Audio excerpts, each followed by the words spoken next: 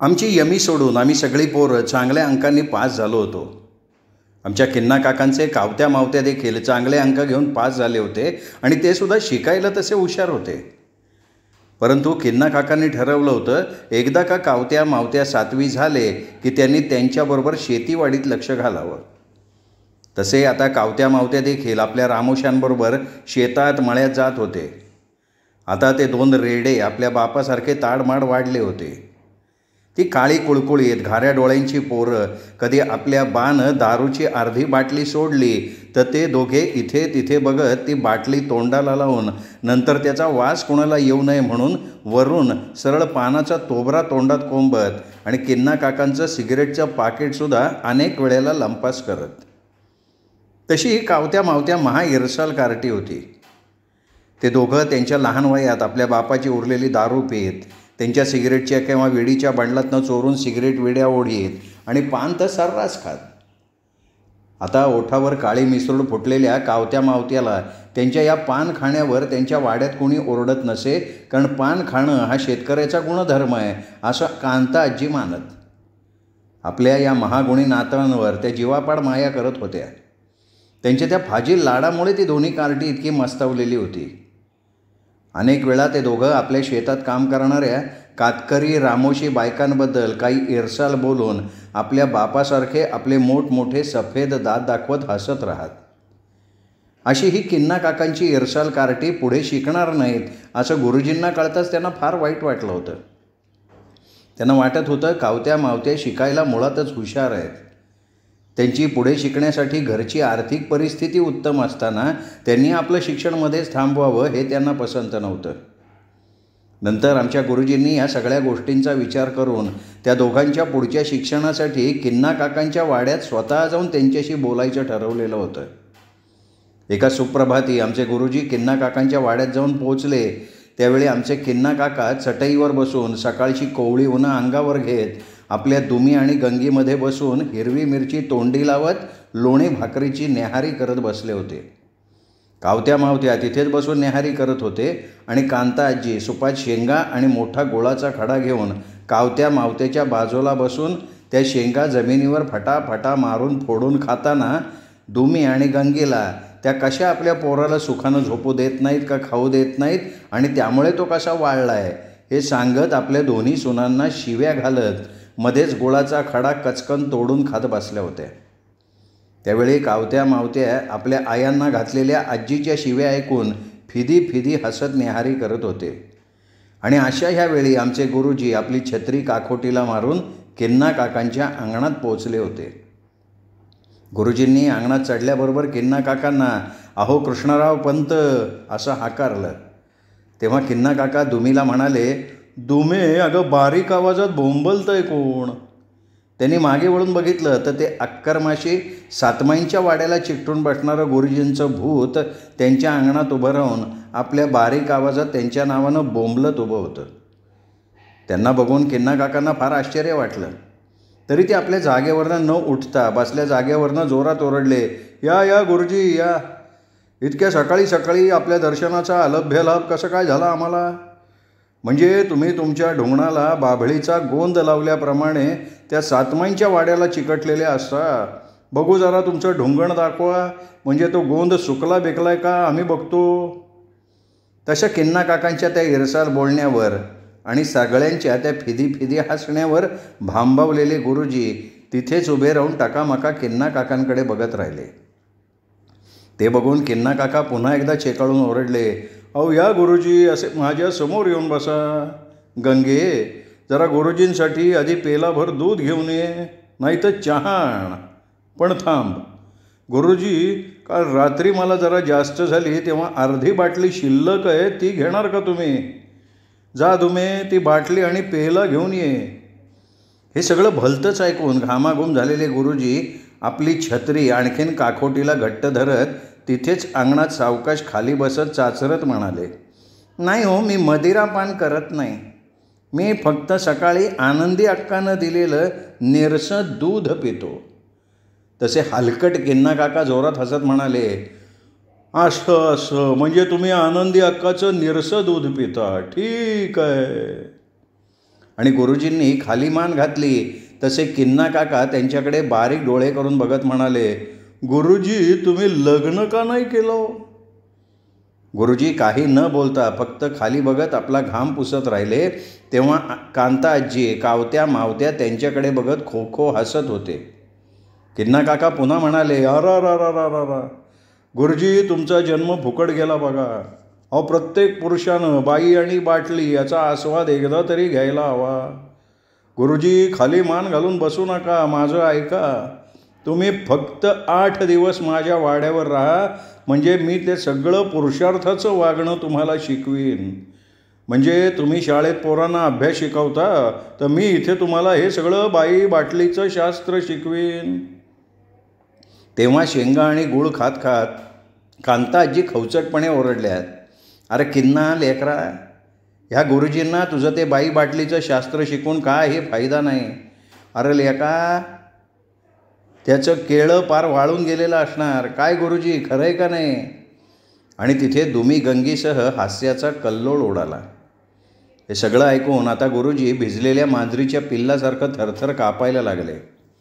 खरं तर गुरुजी आमच्या सातमाईंच्या वाड्याला धरून होते, त्याबद्दलचा सगळा राग आता त्यांची अशी चेष्टा करून किन्ना काकांचा वाडा त्यांच्यावर काढत होता. नंतर किन्ना काकाच गुरुजींची अवस्था बघून आपलं हसणं थांबून म्हणाले, अरे अरे, आता सगळे गप्प बसा. गुरुजी, मुख्य विचारायचं राहून गेलं. बोला, कशासाठी आला होतात आपण? तशी गुरुजींनी हळूहळू आपली मान वर केली आणि म्हणाले, अहो कृष्णराव पंत, मला जरा आपल्या कावत्या मावत्याबद्दल बोलायचं होतं. तसा कावत्या जोरात म्हणाला, च्या मारी गुरुजी, आम्ही काय केलं नाही. किन्ना काका भाकरी लोण्याच्या गोळ्यात बुडवून लसूण चटणीबरोबर खात म्हणाले, हां बोला ना गुरुजी, या दोघांनी काय केलं आहे? कुणाला खाली पाडून त्याच्यावर बसले का? म्हणजे त्यांनी कुणाशी कुस्ती मारली का? अहो मला त्यांच्याबद्दल तुमच्याशी आणि त्यांच्या मातोश्रींशी देखील बोलायचं आहे. हां, तुम्हाला कावत्या मावत्याच्या आईशी बोलायचं आहे म्हणून तुम्ही इथे आलात? तर माझी काहीही हरकत नाही. तरी थांबा, मी ह्या दोघींशी तुमची ओळख करून देतो. दुमे अशी समोर उभी राहा. गुरुजी, ही उंच उफाड्याच्या बांध्याची दुमी कावत्याची आई आहे. आणि गंगे, तू उभी राहा. दुमे तू बस. हां, तर गुरुजी, ही लाल लवंगी मिरची आहे ना, ही आमच्या मावत्याची आई आहे. तेव्हा आता माझ्या या 2 बायकांपैकी तुम्हाला कुठली हवी ती खुशाल घेऊन जा.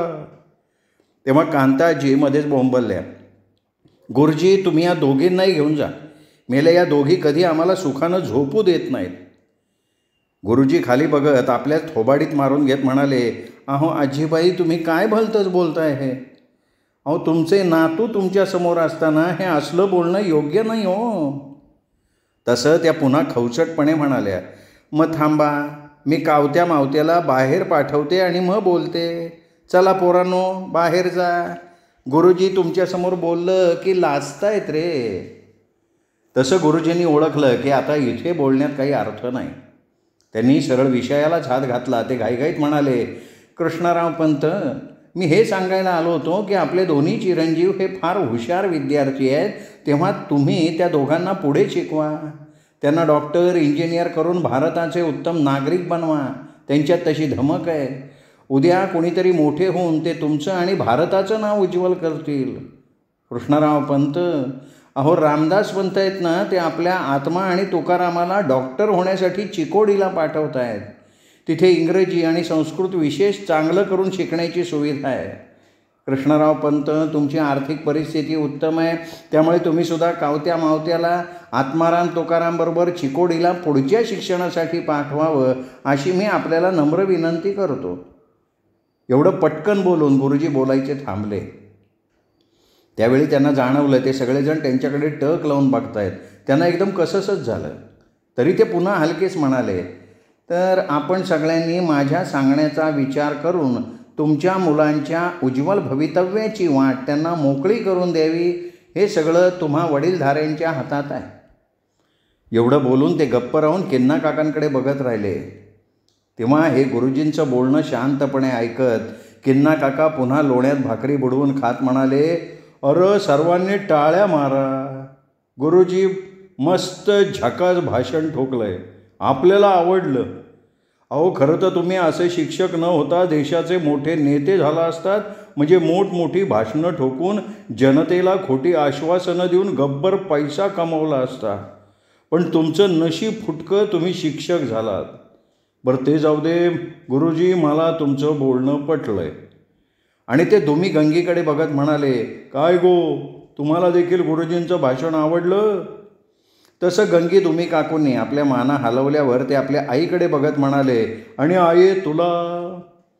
तशा कांताजी एकदम म्हणाल्या, गुरुजी मला एक सांगा, तुम्ही एवढं शिकून काय दिवे लावले तो? तुम्ही अजून सातमाईंच्या वाड्याच्या उधारीच्या भाकऱ्याच तोडता ना, म्हणजे शिकून सवरून भिकेचेच डोहाळे असंच ना? ते ऐकून आता मात्र गुरुजी शांतपणे म्हणाले, नाही तसं नाही आहे आजीबाई.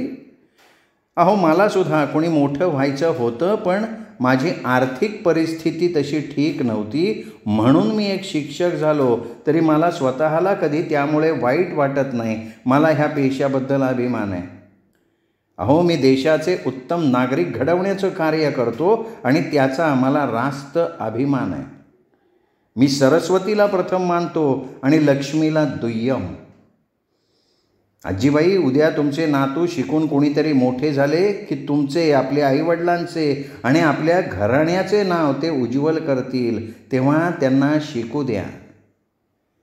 आणि तेव्हाच किन्ना काका आपली न्याहारी आटोपून गुरुजींपुढे दुधाचा पेला करत जांभई देत म्हणाले, गुरुजी अगोदर हे दूध घ्या, बघा हे तुमच्यासारखं थंड होऊन गेलंय. जेव्हा गुरुजींनी तो दुधाचा पेला उचलला तेव्हा किन्ना काका एकदा म्हणाले, गुरुजी मला आपलं म्हणणं पटलंय, तरी गुरुजी मला आता एक सांगा, मी तुम्हाला ह्या क्षणी कसा दिसतोय? म्हणजे माझ्याजवळ माझी आई आहे, माझ्या 2 बायका आहेत, मुलं आहेत, आणि मी आत्ताच मस्त लोणी भाकरीची न्याहारी माझ्या अंगणात बसून केली आहे. गुरुजी पुन्हा दुधाचा पेला खाली ठेवत म्हणाले, अहो कृष्णराव पंत, मला तुम्हाला आणखीन एक सांगायचं आहे. म्हणजे कृष्णराव पंत, तुमची एक पत्नी जिवंत असताना दुसरी पत्नी करणं हा कायद्यानं गुन्हा होऊ शकतो आणि अशा द्विभार्या विवाहाला कायद्यानं बंदी आहे. किन्ना काका खो खो हसत गुरुजींना म्हणाले, असं म्हणतं का गुरुजी? मलाही माहीतच नव्हतं. बरं झालं तुम्ही मला हे सांगितलं. आता कोणी मला त्याबद्दल विचारलं तर मी त्यांना सांगेन, आमच्या गुरुजींनी लग्न केलेलं नाही, तेव्हा त्यांच्या वाटणीची पत्नी मी केली आहे. पर गुरुजी ते सगळं जाऊ द्या, मला सांगा आता मी तुम्हाला कसा दिसतोय? म्हणजे थोडक्यात काय, मी एक सधन शेतकऱ्यासारखा दिसतोय ना? गुरुजींनी मान हलवली. त्यानंतर ते म्हणाले, गुरुजी मी काही शिकलो नाही, पण बँकेत गेल्यावर मी माझा अंगठा दाबून पैसे भरतो, अंगठा दाबून पैसे काढतो. आणि ते आपला लांब जाडा काळा अंगठा गुरुजींपुढे सरळ करून नाचवत म्हणाले, हा अंगठा हेच आमचं शिक्षण आणि हे समोर बसून गुळ शेंगा खाणारे आमचे गुरु. आता आयुष्यभर आम्ही त्यांच्या आदर्शांवर चालत आलो आणि त्यांच्या आदर्शाप्रमाणे चालल्यामुळे मी माझ्या बँकेत 4 पैसे जमवून आहे. त्यांच्याच आदर्शामुळे मला दुमीबरोबर गंगी मिळाली आणि त्या दोघींमुळे कावत्या मावत्या मिळाले. मला हा आमचा मोठा वाडा आहे, शेती जमीन जुमला आहे. मी माझ्या पैशानं दारू पितो, विडी सिगरेट ओढतो आणि आता माझ्याकडे शर्यतीत जिंकलेली ढालसुद्धा आहे. आणि हे सगळं माझ्याकडे न शिकता आहे. गुरुजी तुम्हाला जगाचं काही ज्ञान नाही आहे. अहो 4 शेमडी पोरं गोळा करून त्यांना शिकवलं म्हणून तुम्ही कोणी मोठे पंडित नाही झालात. तेव्हा मी तुम्हाला म्हणून एक फुकटचा सल्ला देतो, कधीही कुठलाही व्यवहार करताना आपली जमा सांभाळून दुसऱ्याचा खर्च करायचा. म्हणजे सोप्या भाषेत सांगतो, आता आमच्या गावात कुठला समारंभ असला की तिथे दारू वाटायचं काम माझं असतं. म्हणजे मी काय करतो, तिथे दारू वाटण्या अगोदर 3-4 बाटल्या या कावत्या मावत्याबरोबर गुपचूप माझ्या वाड्यात पाठवून देतो. म्हणजे मी काही गैरकाम करत नाही, तर मी माझ्या त्या कामाचा मोबदला घेतो. म्हणजे माझी 4 दिवस दारूला खर्च होणारी रक्कम मी जमेतच ठेवतो. आता बघा, माझं लग्न दुमीबरोबर ठेवलं तेव्हा तिची बहीण म्हणजे ही गंगी मला आवडली आता तिचा बा पंढरी पाटील मला गंगी देणार नाही हे माहीत असल्यामुळे मी आईचा आदर्श तंतोतंत पाळला आणि आज तुमच्याजवळ एकही नाही, पण मी 2 बायका माझ्या जमा खात्यात बाळगू नये. आता 2 बायका म्हणजे त्याचा अर्थ असा, एका रात्री मी सफेद द्राक्ष खातो, दुसऱ्या रात्री मी काळी द्राक्ष खातो. तरी तुम्हाला द्राक्ष सोडावं, साधं सोलून खायला एखादी मोसंबीसुद्धा नाही आहे. आणि आमचे गुरुजी किन्ना काकांचं हे जगावेगळं तत्त्वज्ञान ऐकून फार गार पडले होते. ते आले होते कशासाठी आणि हे चाललं होतं काहीतरी भलतंच. गुरुजी करून किन्ना काकांकडे बघत असताना ते त्यांच्या जरा पुढे सरकून म्हणाले, गुरुजी मी अनपढ आहे, तुम्ही शिकलेले आहात, तरी मला एक सांगा, त्यावेळी जर तुम्ही माझ्या जागी असता तर गंगीला तुम्ही पटवू शकला असता का? नाही ना. तरी समजा तुम्ही तिला पटवलं असतं, तरी नंतर तुम्ही तिला प्रेमपत्र लिहिण्यात उगाचच वेळ वाया घालवला असता आणि गंगीचं लोणी दुसराच कोणी बोका खाऊन गेला असता. पण मी तसा नाही ना. मी वेळेत तिचं लोणी खाल्लं म्हणून हा मावत्या झाला. आणि ती सगळी इरसाल मंडळी खो खो करून हसली होती. किन्ना काका पुढं म्हणाले, हा मावत्या आम्हाला सांगत होता, तुम्ही आयुष्यभर 3 महापुरुषांचा आदर्श डोळ्यासमोर ठेवून जगताय. पण गुरुजी त्या आदर्शांचा तुम्हाला काहीही उपयोग झालेला नाही हे तुमच्याकडे बघितल्यावर पटतंय. अरा आये यांनी पूर्वी तुझ्याकडे येऊन राहायला हवं होतं, म्हणजे आज हे 4-5 पोरांचे बाप असते, नाही का गुरुजी? गुरुजी आता तरी काहीतरी बोला. तेव्हा घामाघूम झालेले गुरुजी घाम पुसत म्हणाले, अहो मी फक्त कावत्या मावत्याला पुढे शिकवा एवढंच सांगायला आलो होतो, तर आपलं हे काहीतरी भलतंच बोलणं. बघा गुरुजी, मला शिक्षण न घेताही सगळं काही चांगलं जमलंय. आता कावत्या मावत्या तर 7वीपर्यंत शिकले. त्यांना आता धान्याच्या गोणीचा नीट हिशोब करता येईल, तेव्हा त्यांनी तुमच्यासारखा फुकट वेळ घालवू नये असं मला आणि माझ्या या आईला वाटतं. तरी गुरुजी तुम्ही एवढे इथे आला त्यामुळे मी एक करतो, लवकरच मी कावत्या मावत्याची लग्न करून त्या प्रत्येकाला 10-12 पोरं पटापटा काढायला सांगतो. नंतर त्या सगळ्या पोरांना तुम्ही शिकवून इंजिनियर, डॉक्टर नाही तर मोठा नेता करा, म्हणजे त्यांच्या जीवावर कावत्या मावत्या त्यांच्या म्हातारपणी बसून फुकट खातील. तरी त्यांच्या ह्या आजीनं त्यांच्यासाठी खूप काही ठेवलं आहे. तरी मी तुमच्यासमोर त्यांना विचारतो, का रे कावत्या मावत्या, तुम्हाला पुढं शिकायचं आहे का लग्न करून बाप व्हायचं आहे? तसे ते दोघे निर्लज्जासारखे ओरडले, बा आम्हाला आत्ता लग्न करून लगेच बा व्हायचं आहे, आमची लग्न कधी करताय? निर्लज्ज किन्ना काका हसत म्हणाले, बघितलं ना गुरुजी, माझ्या पोरांना बाप व्हायची घाई झाली आहे, शिकायची नाही. गुरुजी तुम्हाला ना बायकोमधली गंमतच कळणार नाही. आम्हाला वाटतं पुरुषाला पैसा हाताशी आणि बायको उशाशी असली की नंतर त्याच्या आयुष्यात कसली उणीव त्याला भासत नाही. मला वाटतं गुरुजी तुम्हीसुद्धा बायकोची गंमत एकदा घ्या. ह्या कानाची गोष्ट त्या कानाला कळणार नाही याची मी खात्री देतो. म्हणजे आमच्या ओळखीच्या काही कातकरी बायका आहेत, त्यातली एखादी तुम्ही सांगाल तेव्हा मी रात्री शाळेत पाठवीन, म्हणजे तुम्ही एखादा दिवस सातमाईंच्या वाड्यात न झोपता शाळेत झोपा आणि त्या बाईचा सगळा खर्च मी करीन बरं का. त्या निर्लज्ज किन्ना काकांचं हे सगळं फाजील बोलणं आता मात्र गुरुजींना ऐकवेना. त्यांना जाणवलं आपण एका फार अयोग्य जागी आलो आहे. ते कसे तरी धडपडून उठले, शांतपणे म्हणाले, कृष्णराव पंत, तुम्ही तुमच्या मुलांबद्दल योग्य तो विचार करून निर्णय घ्या, कारण विद्यार्थ्यांच्या आयुष्यात ही काही वर्ष फार महत्त्वाची असतात आणि त्यांनी ती उगाच वाया घालवू नयेत. बरं मी येतो. आणि गुरुजी घाईघाईनं तिथनं जाताना 2-3 ठिकाणी धडपडले. आपली अंगठा तुटलेली चप्पल अंगणाबाहेर येऊन घालताना त्या अंगणात जो हसण्याचा कल्लोळ उडायचा आवाज त्यांना ऐकू येत होता, त्या आवाजानं त्यांचं हृदय दुखावलं गेलं होतं. नंतर आपली मान खाली घालून ते त्या अंगणातनं घाईघाईनं चालत दूर झाले. तरी बरेच दूर आल्यानंतर त्यांनी वळून किन्ना काकांच्या वाड्याकडे बघितलं. ते खेदानं आपली मान हलवत पुटपुटले, असं जीणं फार निरर्थक असतं. आमच्या इरली काकूंचं आता डोकं फिरलेलं होतं. त्या सतत म्हणत होत्या, मला इथं राहायचं नाही, माझी पोरं कोल्हापुरात शिकतील. आपला तो हट्ट सोडायला त्या तयार नव्हत्या. त्यामुळे आमच्या काकांनी हल्ली त्यांच्याशी पूर्ण आबोला धरला होता. आणि या दोघा काका काकूंच्या तणावाचं मानसिक दडपण मात्र आमच्या वाड्यावर आलं होतं. आता आमच्या गुरुजींना वाड्याच्या सततच्या सहवासामुळे त्यांना आम्हा मुलींकडनं, विशेषतः आमच्या यमीकडनं इरली काकूंबद्दल माहीत झालं होतं. तरी त्यांनी एका शब्दानं कधी आमच्या आजीला, आत्याला त्याबद्दल विचारलं नव्हतं. परंतु आता आत्माराम आणि तुकाराम दादा कोल्हापूरला शिकायला जाणार का चिकोडीला, ह्या वाड्याच्या निर्णयासाठी ते थांबले होते. तसं त्यांनी किन्ना काकांच्या वाड्यातनं आल्यानंतर ते आजीला आणि आत्याला म्हणाले की अहो, मी कावत्या मावतेच्या पुढच्या शिक्षणासाठी कृष्णराव पंतांच्या वाड्यावर गेलो असताना ते माझ्याशी भलत्याच विषयावर बोलत बसले होते. तेव्हा आजी आणि आत्यानं काय ते समजून गुरुजी कुठल्या भलत्या विषयावर म्हणून त्यांना विचारत बसल्या नव्हत्या त्या. पण त्यावेळी माझी आजी त्यांना म्हणाली की गुरुजी, तो माणूस, त्याचं घराणं जरा वेगळ्या प्रकारचं आहे.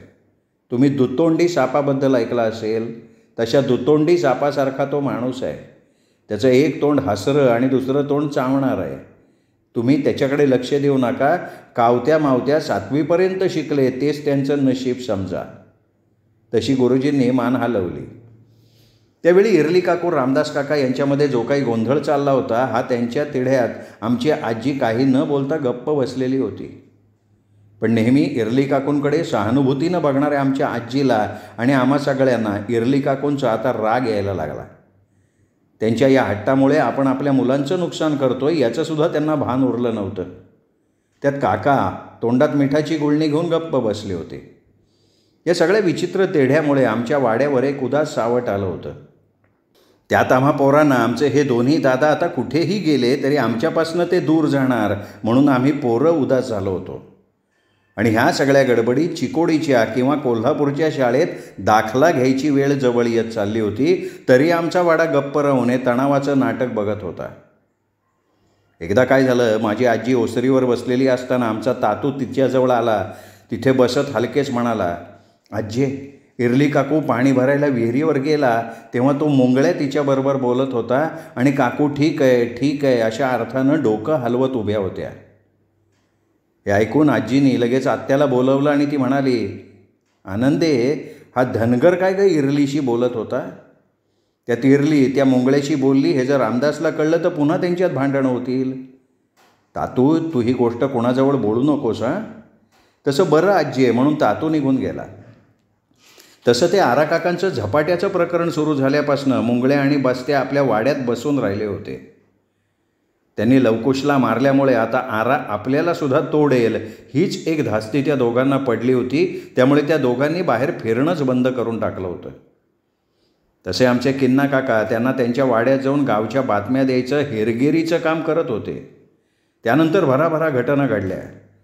जेव्हा ती आराकाकांच्या इस्टेटीभोवती भिंत बांधून गावानं आराकाकांना त्यांच्या हद्दीत ठेवलं तेव्हा सुटकेचा निश्वास सोडून मुंगळ्या आणि बस्त्या पुन्हा बाहेर यायला लागले. तोपर्यंत त्यांची बाहेरची सगळी कामं धर्म्याच बघत होता आणि किन्ना काकांकडनं मुंगळ्याला तो आत्मा तुकादादाचा शिक्षणासाठी कोल्हापूरला का चिकोडी हा तिढा कळला. तसं मुंगळ्यानं त्या गोष्टीचा फायदा घ्यायचं ठरवलं आणि खोताच्या हद्दीत पाऊल घालायचं ठरवलं. तो इरली काकांची दौलती काकाच्या विहिरीवर जायची वाट बघत थांबला होता आणि आज त्याला ती संधी मिळाली.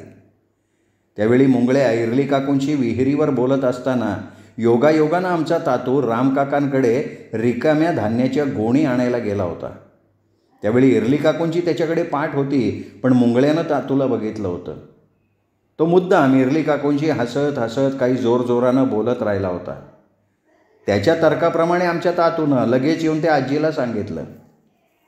त्या दिवशी इरली काकू विहिरीवरनं आल्या तेव्हा आजी, आत्या आणि कमळे काकू बोलत बोलत कापसाच्या बिया काढत बसल्या होत्या. इरली काकूंनी आल्या आल्या आपल्या मोरीच्या कट्ट्यावर हांडे आदळून ठेवले आणि त्या सरळ आजीसमोर येऊन उभ्या राहिल्या आणि म्हणाल्या, आये, आमची जमीन मी मुंगळ्याला विकून ह्यांना आणि पोरांना घेऊन कोल्हापूरला जाणार. आता आबांच्या जुन्या वाड्यात राहायला यांना पटत नाही म्हणून मी ती जमीन विकून आमचा नवा वाडा बांधून तिथे राहणार आणि हे तू ह्यांच्याशी बोल. इरली काकूचं ते बोलणं ऐकून माझी आजी इतकी चिडली की ज्या मुंगळ्याला ती गावापासून दूर ठेवू बघत होती त्यालाच इरली काकू आपल्या चुलीजवळ आणू बघत होत्या. मुंगळ्याचे आणि सातमाईंच्या वाड्याचे संबंध कसे आहेत हे माहिती असताना इरली काकूंनी मुद्दाम हा निर्णय घेऊन त्या वाड्याला ठेचू बघत होत्या. हे सगळं आपल्या नवऱ्याजवळ न बोलता सरळ मुद्दाम आपल्या आजीकडे येऊन त्या बोलल्या आणि संतापलेली आजी काकूंच्या अंगावर ओरडली. इरले, अगं तू कुठली आणि कुणाची जमीन विकायची म्हणतीयस? तू विसरलीस?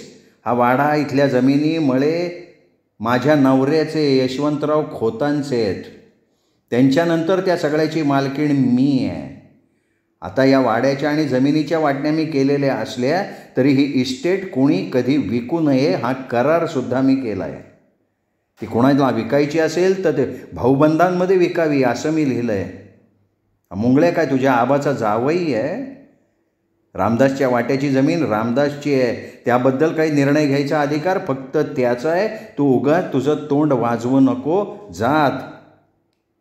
इरली काकू मोठ्यांदा ओरडत पाय आपटत म्हणाल्या, हे बघा, मला माझा नवरा आणि पोरं घेऊन कोल्हापूरला आबांकडे राहायचं आहे. तेव्हा तुम्ही त्यांना ते सांगा. ते फक्त तुमचंच ऐकतात आणि त्या जमिनीचे 3 पट दुप्पट रुपये मुंगळ्या रोख देणार आहे. हे ऐकून आजी आता मात्र शांतपणे म्हणाली, इरले, तू कुणाला ग घर जावई म्हणून तुझ्या आबाकडे नेऊ बघतीयस? सटवे, तो या वाड्याचा आणि माझा मोठा मुलगा आहे. इथला थोरला म्हणून त्याला काही कर्तव्य आहेत, विसरलीस? तसे रडत आपले केस ओढत इरली काकू किंचाळल्या. अहो, जर तुमचा मोठा मुलगा म्हणून त्यांची तुमच्याबद्दल काही कर्तव्य आहेत तर ते माझे पती, माझ्या मुलांचे वडील आहेत. मग आमच्याबद्दल त्यांची काही कर्तव्य नाही आहेत का? ते काही नाही आहे. मी इथं राहणार नाही, माझा जीव गुदमरतो इथं. हे मला आता सहन होत नाही. तुम्ही त्यांना समजून सांगा आणि आम्हाला कोल्हापूरला जाऊ द्या. नंतर अचानक इरली काकू मोठ्यांदा रडत ओरडल्या, मला माहिती आहे माझा तुम्हाला सगळ्या वाड्याला त्रास होतो आहे. जाऊ द्या ना आम्हाला, म्हणजे तुम्हाला सगळ्यांना होणारा त्रास संपेल. तेव्हा आजी जोरात म्हणाली, इरले, गप तुझ्या चुलीकडे जाऊन बस. इरली काकू पाय आपटत ओरडल्या, नाही जाणार, आधी तुमच्या लेकाला समजवा. आता आजीचं आणि आमच्या इरली काकूंचं हे संभाषण उर्फ भांडण चाललेलं असताना रामदास काका आमच्या झपाटलेल्या बाभळीच्या रानात गेले होते आणि तेव्हाच नागोकाका आणि तातू तिथे रिकाम्या गोणी घेऊन आले होते. त्या गोणी आजीजवळ देत नागोकाका म्हणाले, आये, ह्यात साफ केलेला कापूस भरून ठेवा. एवढं बोलून जात असताना एकदम ते इरली काकूंजवळ जाऊन म्हणाले, इरले, पोरी, तू कोल्हापूरला गेलीस तरी तू इथेच परत येशील. उगाच वाद घालत बसू नकोस. आत्मा तुका चिकोडीला शिकणार आहेत.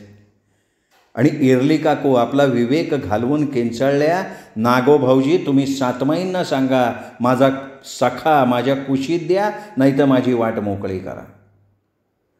अहो, ज्यावेळी तुम्हाला रस्त्यावर भीक मागून खाणाऱ्या यल्लम्माच्या आराधनिकेशी लग्न करायचं होतं त्यावेळी ह्या वाड्यानं आणि सातमाईंनी कौल दिला, तुमचा हट्ट पुरवला. आता माझासुद्धा हट्ट या वाड्याला आणि सातमाईंना पुरवावा लागेल. असं या सगळ्या वाड्याला त्या ओरडून सांगत असताना आमचे रामदास काका अचानक बाभळीच्या रानातनं वाड्यात आले. त्यांनी त्यावेळी आमच्या गोठ्याजवळ थांबून इरली काकूंचं सगळं बोलणं ऐकलं. ते संतापानं आत आले आणि त्यांनी सरळ इरली काकूंना वाटेल तसं मारायला सुरुवात केली. त्यावेळी ते ओरडत होते की, इरले, तू कुणाला रस्त्यावर भीक मागणारी यल्लम्माची आराधनिका म्हणतेस? लक्षात ठेव, मंगी वहिनी या सातमाईंच्या वाड्यातली मानाची सून आहे, या वाड्याची अब्रू आहे आणि ते तिने आपल्या वागण्यातनं सिद्ध केलं आहे. इरले, तू मात्र देवदासी आहेस. आपला वाडा सोडून दुसऱ्याच्या दारात वणवण भटकणारी देवदासी. आणि इरले, यापुढे मंगी वहिनीबद्दल बोलताना तोंड सांभाळून आदरानं बोल. आणि ते नागोकाकांकडे बघत म्हणाले, कदाचित तिच्या नवऱ्याला तिला कोणी काही बोललेलं चालत असेल, पण मला तिच्या मोठ्या धीराला ते चालणार नाही. मंगी वहिनीचा मोठा धीर अजून जिवंत आहे, तिला त्याने रस्त्यावर टाकलेलं नाही, हे लक्षात ठेव. आणि आम्हाला कोणाला काही कळण्या अगोदर आमच्या मंगी काकू एकदम तीरासारख्या पळत बाहेर आल्या आणि सरळ काकांच्या कुशीत शिरून वेड्यासारख्या ढसा ढसा रडायला लागल्या. त्यावेळचं ते फार वेगळं चित्र माझ्या मनावर कायमचं कोरलं गेलं होतं. श्रोते हो, या प्रकरणाचा हा भाग इथेच संपला. या प्रकरणाचा पुढचा भाग ऐकूयात उद्या दीपक रेगे कथाकथन वाहिनीवर. तोपर्यंत नमस्कार श्रोते हो.